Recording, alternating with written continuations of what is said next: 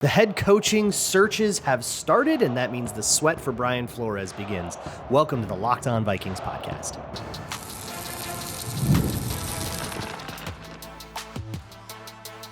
You are Locked On Vikings, your daily Minnesota Vikings podcast, part of the Locked On Podcast Network, your team every day.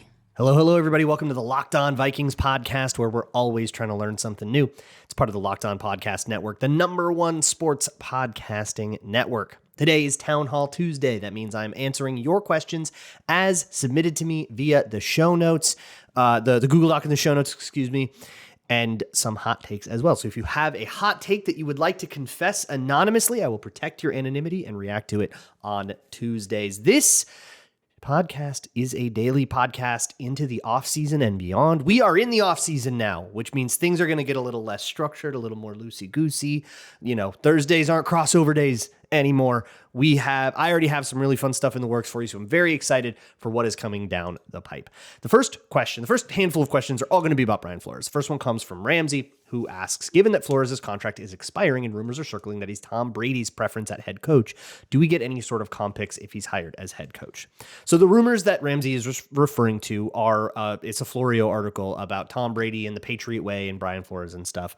Everydayers know how much stock I will put into that until other people start reporting it. So I'll put a pin in that likelihood, I guess, for now, but we haven't seen any of the Raiders just fired their head coach 12 hours before I am recording this. So we'll see what's on their interview lists. We have seen, however, a lot of the interview lists for, say, the Tennessee Titans with a bunch of defensive coordinators on there. Brian Flores is not one of them, but these things tend to pile up over days and days and days.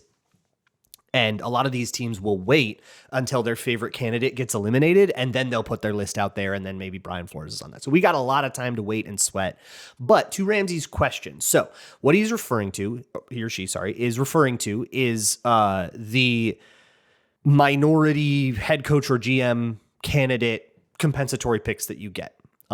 You'll get 2 third-round compensatory picks if Brian Flores or any other minority on the staff goes on to become a head coach or a GM. So I looked at the text of this resolution, and it doesn't say anything about contracts expiring, so I don't know. It doesn't say anything one way or another. The only thing close that it says is that there can't be a break in employment between the two clubs. And that's a direct quote, or at least close to a direct quote. Break in employment. That's the important phrase. So I don't know. If it counts as a break in employment, if your contract expires 3 days before you get hired for the new one, did you have a 3-day break in employment? Or are they talking like a Mike McCarthy situation where you take a whole year off and now you don't really count as the former team? I don't know how that works. My instinct would say that would be a really dumb loophole and also a really easy one to paper over. Sign him to a contract for 6 months and $1 and you did, like, now he's under contract. And I'm sure Brian Flores would play along with that if that's what you wanted. But I don't know exactly how that would work. But it is kind of why I would say I think that it's likely that Brian Flores comes to a deal with the Vikings of some kind.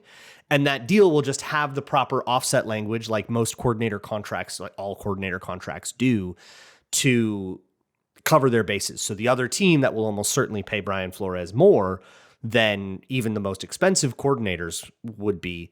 And it will be expensive, make no mistake about that. But a head coach is on a different scale. And so the other team will assume the Vikings' responsibility and then more than likely tack onto it and everything will be just fine. So I think it'll be fine. I think this works normally. Stefan Diggs' brother-in-law, says, rough month for that family, says, Flores is rightfully getting a ton of praise for their recent play, but how much of the blame could he get for the awful defensive performances earlier in the season? Is some of this HC buzz recency bias? Sure, it's recency bias, but what have you done for me lately? That's kind of how the NFL works. I think it's probably a valid critique of the NFL, but it makes the buzz no less probable. It makes it no less of a threat that Brian Flores leaves. Jack says, unfortunately, it is likely inevitable that Flo leaves us, and we're very lucky to have had him this long. That said, in the event he brings Durante Jones with him, what do you think the Vikings should do? So this assumes that Durante Jones would be the guy who takes over if Brian Flores leaves, which I would say is probably the odds-on favorite, but certainly not the only option. There's actually a couple other ones coming up in a little bit. But the question is, should they bring in an OJ Mayo or another Belichick Saban adjacent, or should we bring in a fresh mind like Raheem Morris or maybe less intriguing Jonathan Gannon? Jonathan Gannon's actually kind of intriguing to me. I really liked the defense that he coached in Arizona more than what he did in Philadelphia when he was the coordinator there. I thought he did a good job of like making that team really physical. They really felt like a defensive-minded head coach team. And then, of course, they this year notwithstanding, and they fell apart. I'm mostly talking about last year and the early parts of this year. But I have liked Raheem Morris for a long time. I know things didn't work out in Atlanta. I think that was more on the GM than the head coach, and I think they threw the baby out with the bathwater. OJ Mayo is somebody I've also wanted in the past as well. So yeah, I think all of those options are fine. You could probably come up with a bunch of other names. I think the question really is, do you trust somebody else to run the Flores scheme? Do you think somebody else can do it and do it as successfully? Or is this going to be a Vic Fangio thing where Vic Fangio can run a defense and it's the Vic Fangio defense, but all of the offshoots and all of the other people that try to do the system don't get it and they run it a different way and they're all a bunch of Ed Donatels? Blake asks, I didn't see a single coordinator or position coaching change made yesterday across the NFL. The teams usually wait until after Black Monday or the playoffs to make those changes. What's the deal there? Yeah, this doesn't necessarily happen on Black Monday. I talked a lot about it. We'll hear from the Wilfs probably soon. They usually do a press conference at the end of the year. We'll hear from Kwesi at some point, I would imagine. We'll hear those kind of end of year press conferences and kind of wrap up stuff. We'll hear from Kevin O'Connell. So we'll hear a little bit more about that this week and know exactly where their head's at. Somebody will probably ask, hey, is everybody on the staff safe? And Kevin O'Connell will probably give some kind of non-answer because he always does. Or maybe he'll say, yep, nope, my full confidence is behind everybody. And then we have to go make arguments about continuity. Edge asks, what would the return be for Kevin O'Connell in a trade? Probably not in the cards. But if you wanted to trade Kevin O'Connell, I think it was like 2 first-round picks for Sean Payton, right? That's probably where you're starting from a guy, coming off the coach of the year, probably still very well respected despite the season not going very well. I think the perception is once the dust settles and the season is a little bit more of a memory, like the further we get away from the season, the more it's going to feel like they went 9-8, because it doesn't feel like they went 9-8 right now because so many of those games were meaningless and doesn't feel like they won 9, right? Because you didn't celebrate like they won 9 times. You celebrated like they won probably for 4 of those. And then for the other 5, they were already eliminated and you kind of shrugged and went, well, I guess that's nice. So it doesn't feel that way, but by like May, you're going to be like, yeah, they were 9-8 despite all these other things. And I think that that's the way that the league is going to perceive Kevin O'Connell. So I think you can probably go in that same place. Tyler67ness, cool meme. Is this you, Tyler? You can just say your name. Do we from the outside have any real idea of the Vikings offensive play design responsibilities? Specifically, is there any way we can tell how much of the excessive pre-snap motions and double move nonsense is on KOC, Wes Phillips, or even something else? Definitively, no, we cannot. I have been going on the assumption that Wes Phillips is drawing these up. He's the one doing it in the sand. So if there is a problem with the design of the play, for example, the drop back, there's one from the Packers game. By the way, patreon.com/LukeBrownNFL, the JJ McCarthy video is up. But there's like one from the Packers game where it's a 3-step drop. It's a 1-step drop. It's like quick game footwork and 15-yard routes. To me, that's a play design issue where McCarthy is off. It's the play where he has to scramble and then throw through that really nice one right near the goal line to Josh Oliver, like on the run. He gets to the top of his drop and has to wait. That's not good timing. That's not like efficient, really tight play design. But the idea of how often you go to that play, right? designing a double move play was probably asked to design a lot of double move plays. And the reason, by the way, that my understanding is that way is because that is how it worked in Los Angeles. That is something that Jordan Rodriguez, who covers the Rams, told me when I asked her about Kevin O'Connell in 2022 when the Vikings hired him, which we recorded actually at the Super Bowl that year, and you can go back into the archives and look at that one. But Jordan told me that that's basically what it is, that Kevin O'Connell came up with the menu and Sean McVay ordered off of it. And Kevin O'Connell, I'm just kind of operating on the assumption that O'Connell has structured things similarly, but I do not know that definitively. I'm just going with that because that's kind of the best educated guess that I have. Okay, I've got a lot more questions, some JJ McCarthy stuff, some other random stuff, and your hot takes coming up next on Locked On Vikings. Today's episode is brought to you by Zocdoc. Preventative healthcare is something that is very, very important to me. A few years ago, I had a mole on my arm that got a little out of hand, and I'll show you on YouTube. I still have a big scar from it. It became a whole gosh darn thing. It was a big saga that whole year. Don't let that happen. Just go to the doctor. And if it's for whatever reason, it's hard for you to find a doctor, hard to get an appointment, that can be a bit of a nightmare to navigate, and making sure it's like with your insurance and all that. Zocdoc is a free app and website that helps you find and book high quality in-network doctors, so you can choose somebody that you truly connect with. You can search for specialty or symptoms to quickly find the right fit. If there's something you go to the doctor for more, you can go to somebody who specializes in that thing. Go to Zocdoc.com/LockedOnNFL to find and instantly book a doctor you love today. That's ZocDoc.com/LockedOnNFL. Zocdoc.com/LockedOnNFL. Thank you to Zocdoc for sponsoring this episode. Today's episode is also brought to you by Ultimate QB.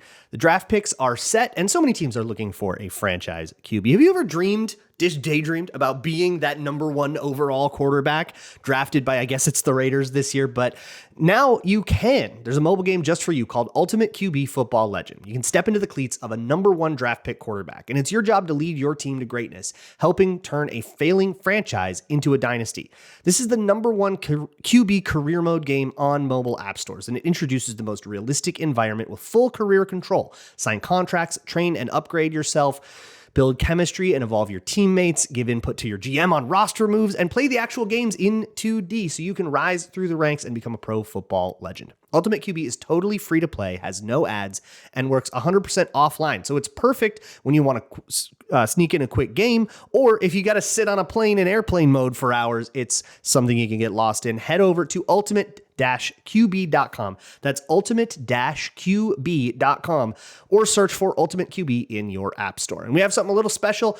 Use promo code LOCKEDON, all caps, in the game store to get a free boost at the start of your career. Ultimate QB Football Legend. QB1, it's your legacy. Moving on with the Locked On Vikings podcast. Thank you so much for making Locked On Vikings your first listen of the day. If you are an everydayer and you want to go ad free on these shows, you can with the Locked On Everydayer Club. Just go to lockedonvikings.supercast.com. It's $5 a month or $50 a year, and you get interruption-free Locked On Vikings episodes, as well as access to a special Discord server and much, much more. The next question I'm going to take here on Town Hall Tuesday is from Mario, who asks, is there any data that supports why it's better for a non-contending team to win down the stretch versus lose games for a higher pick? I agree with the psychology and chemistry aspects that you want to learn winning tendencies, and it's better not to suck even in a lost season, but is there a way to definitively say it's better for team building? So there is somebody who has done quite a bit of work on this. It's scholarship, scholarship, but with a skull, analytics.wordpress.com. He goes by Skull Analytics on Twitter. I think you're still a listener. I haven't interacted with you in a little while, but I think he still listens to the show. And he has gone through the analytical arguments for a lot of these questions. And essentially, the finding is, there's a couple of findings. One is about tanking for high draft picks, and the other one is about like stickiness. Like if you are a 13-win team, how sticky is it? How much do you stay by 13 wins? And if you're a 3-win team, you would, if it were the case that like losing, getting better draft and then getting a better draft pick and trying to vault yourself to the top were better, you would see the case that 3-win teams have a better chance to be elite than like 8-win teams that picked 18th and, only have the mediocre player. And it turns out that the correlation is either nothing and completely random, and this doesn't actually matter that much because many other things go into team success, and there's just no pattern. Or there's a very, very slight signal the other way, that the 8-win team has a better chance to take that next step and become elite than the 3-win team with all the assets to like build something that is beautiful over the next 5 years, is the way he did it. Not just the next year, but over the next 5, to actually have elite seasons. These turnarounds that are like the one the Lions had or like the one the Patriots had this year are fairly rare. It's a lot rarer to see the Patriots go from 3 wins to 14 wins than it is to see something like the Seahawks, who go from 10 or 11 wins to 14 wins, or something like the New York Giants, who win 4 games, draft 5th. Maybe they'll win 6 now, draft 7th, win 4 games the next year, draft 5th. That is a much more common scenario. So just based on that pattern, yes, teams that are able to win more games have a lot of the proof already in the pudding, right? They've got a lot of the pieces in place, and they're going to need to successfully do fewer things in the offseason. They may have less resources to work with, but the shopping list is lighter, so there are fewer points of failure. But if you need 12 players and you have the assets for 12 players, but you need to hit on all 12 of those transactions, well, that's a lot harder to do than hitting on 3 transactions, right? And then the other thing is about like high draft picks and how likely they are. And essentially the smoking gun here, I'll link this. Please yell at me if I forgot. I'll link his blog post in the show notes. But the smoking gun is basically that by career AV, which is the Pro Football Reference metric, it's not perfect, but it's the one you use for these big, giant longitudinal studies because there's not really a replacement for it. But by career weighted average approximate value, the median 64th overall pick, last one in the second round, is but 1 standard deviation away from the median first overall pick. So the first overall pick, 1 standard deviation down. So like call it the below average outcome, but not a crazy bad one. Just like a meh first overall pick is going to be about the same quality of player and contribution as the exact average for pick 64. And if you look at that between picks like 10 and 18, which is where the Vikings would have been if they went like 500, or I think the best they could have done was like pick 7, right? So between 7 and 18, the difference on average is minuscule because there's so much variance in the draft. This crap just kind of doesn't matter when it comes to actual concrete results, even though, yes, it is better to draft 10th than it is to draft 18th because you have a slightly, raised band of outcomes, but that band is so thick that it just very much dwarfs the actual difference between everybody's bands. Scott Farkas says, my main question on JJ is he coachable? He'll go for stretches with 3 or 4 consecutive cold-blooded dagger throws and then 4 or 5 sail, tipped, missed wide open, etc. And we've been talking about accuracy and footwork since the draft 2 years ago. So I think if anything, he has taken too much to coaching sometimes, and the coaches have to be careful. I remember him moving around in the pocket too much earlier this season, and they made an emphasis on that. Kevin O'Connell talked about it on Paul Allen's show that week. And then he was a total statue and got sacked a bunch. It's like he very much listened to that, but he took it too far and he doesn't know how to like control those things. When it comes to accuracy and footwork, though, those are things you have to practice in time. JJ McCarthy did not have because of the injuries that he has sustained. And I know that's its own issue, but like, yeah, you're rehabbing a knee. You're not working on your mechanics. That it sucks, but it shouldn't really be held to the standard of somebody that would have been healthy during those months. Kill all quarterbacks says Dallas Turner finished with 8 sacks this year. 6.5 of these came in games where Grenard either missed or played in less than half the snaps. Is this a real thing? Something to be concerned about? No. If Grenard was in, Dallas Turner probably wasn't. If both Grenard and Van Ginkel were healthy, Dallas Turner got way fewer snaps. So I think that's just Dallas Turner just played less. He just got less snaps. But if you want to go to like pressure percentage or whatever, that's like, I don't see a thing where like Grenard being there takes all the attention and he's just like a Ray Edwards to Jared Allen. No, I don't think so. The wins are pretty real. He's winning with get off. He's winning with speed. I've done a bunch of videos on my Patreon page about it. The 14-yard line that tackled Danny Dimes says, I feel like Donovan Jackson hasn't been talked about very much this season. Now that we have a reasonable one-season sample, how would you grade the pick? I would say it was a sensible rookie season. It was good for a rookie to start. I think he fell off a little bit in the last couple of weeks, but not in a catastrophic way. I would like to see a step forward next year, but it was sensible to me. That's another one I've done a lot on Patreon, and all of those videos are free to watch. So go to patreon.com/LukeBraunNFL if you want to see some tape on that. The Blind Squirrel says, you say JJ has been mentally breaking down / falling apart as games go on. Now that we know the hand injury has been bugging him for a lot longer than we originally thought, and we've seen him pull himself out of the game right after halftime, do you think the increasing pain could be a major contributor to the breakdowns? For sure, the pain, playing through pain, playing injured and all that stuff, being hurty, that's going to make you less accurate. It's going to make you a worse thrower, for sure. And we definitely should adjust for that. I will say the kind of mental ups and downs are taking place, like the ebbs and flows are taking place like quarter to quarter and drive to drive, not game to game. So he's playing well in pain sometimes, and then it's falling apart.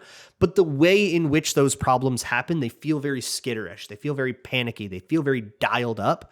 And that's where it feels like he's getting emotional to me. So I'm making a bit of a call based on the nature in which he is struggling. It doesn't look like the struggles you would have because you're throwing hurt. It would be the struggles you would have because you're throwing butt hurt.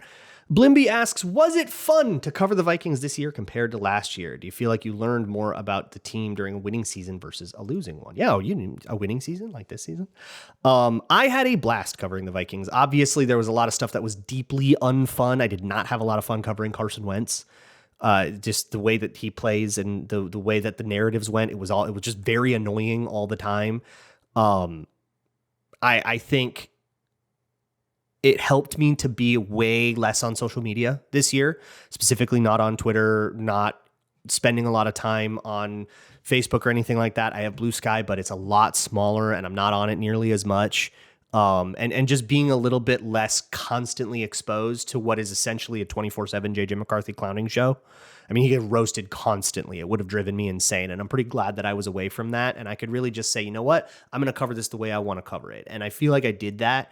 And I'm really proud of the videos that I made about JJ McCarthy. Again, all at the Patreon page. Okay. I've got your hot takes coming up next on the Locked On Vikings podcast. Today's episode is brought to you by FanDuel. Fridays already feel a little different during basketball season. You get home from work, you flip on the TV, it's NBA time. But FanDuel is making it even better. Every Friday night before games tip off, FanDuel gives fans a new way to kick off the weekend with NBA Happy Hour. It's your official pregame, a limited time window where special offers drop right inside the FanDuel app before the action starts. It happens from 6 to 7:30 Eastern, and it's appointment viewing with NBA Happy Hour. You can open the FanDuel app during Happy Hour and always find something new. Boosts, bonuses, and surprising. It's right before the games, right when you're thinking about what's going to happen, and it adds a little bit of extra energy to Friday night basketball without overthinking it. You don't have time to tinker and overthink it all week. So before tip-off, check the FanDuel app and see what's dropping during NBA Happy Hour. Every Friday from 6 to 7:30 p.m. Eastern, so that's 5 to 6:30 in Minnesota. A little basketball, a little action, and a whole lot of Friday energy. That's NBA Happy Hour, only on FanDuel, the official sportsbook partner of the NBA. Moving on with the Locked On Vikings podcast, I've got your hot takes now. The first one comes from a shady man who says, if the Vikings sign a better backup tackle than School, they make the playoffs. He played 54% of the snaps this year and was absolutely awful. If they had a more reliable backup tackle like the Eagles or Chargers, they would have been able to win a few more games. This is reasonable. I think there are a couple of games that they lost closely that School had a really big hand in. They could have maybe lobbed a better shot at the Atlanta Falcons without Justin School, who had a really, really big meltdown in that game.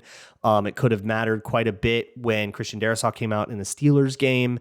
That could have mattered. It could have mattered in a couple of the other tight ones with like Carson Wentz. It could have mattered in a lot of ways. I super agree with that. And I think they did have one on the roster, and his name is Blake Brandel. And I think their refusal to put him back out at tackle, even though he ended up at right tackle for the whole back half of the season, was a big mistake. I also think this is a pretty room temperature take. I think that's actually a pretty popular opinion. They were close, right? Like they ended up 9-8.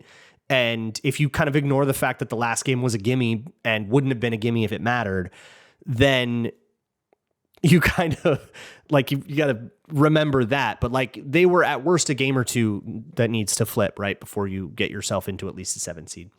Nate the Great says the throwbacks need to become the permanent uniforms ASAP. Another, I think, fairly popular take. I think this one is not going to get you a ton of pushback. I like the Vikings regular uniforms a lot. I like the throwbacks a little more. I'm going to take this a step further for you. I think this happens sooner rather than later. I do think that this is they're careening toward the same way the Bucks kind of stumbled into it being their normal uniform. They wore it as a throwback when they were still in the like Baker Mayfield the Jameis Winstons, and then they kind of stumbled into it. And I genuinely think like we're going to get a year where they wear the throwbacks like 4 times and everyone loves them a lot. And then they're just going to come out and do it. Same thing with the Rams in the 1 year where they wore their throwbacks like every single week. That was the year they went to the Super Bowl. Harrison Smith's fullback dive says there's been way too much focus in the Vikings squad show on EPA this season. It has instantly become the meta of quality football stats and how we've judged single games for quarterbacks and offensive and defensive units with little mention of other statistics that can help. So this is a critique very much of me. I would say this is me doing this. I wouldn't put that on any of the other guys on the squad show. And that's just because it's the true media thing that I've had the most fun with. Sorry. You're totally right. There's a lot of other stats and other ways we can do this. But in terms of just a quick barometer for overall quality, it's the one I have a shortcut to and that I can access during the live production. So it's the one you're going to hear. But yes, completion percentage over expectation, pressure data, all of that stuff. When you're trying to drive into specific position groups and all that stuff, that's very important. But I will say, with the Vikings, whether you look at EPA, DVOA, whatever you want to do, any of these like sort of global metrics, they all agree on the Vikings. You're not going to find all that different of rankings for them in a lot of places. Offense bad, defense good, doesn't matter what stat you look at. Timberland says the Vikings must get Malik Willis and put him in competition with JJ. Malik has the arm strength combined with more elite athleticism and is further along in his development than JJ. He could be the Titans' Sam Darnold.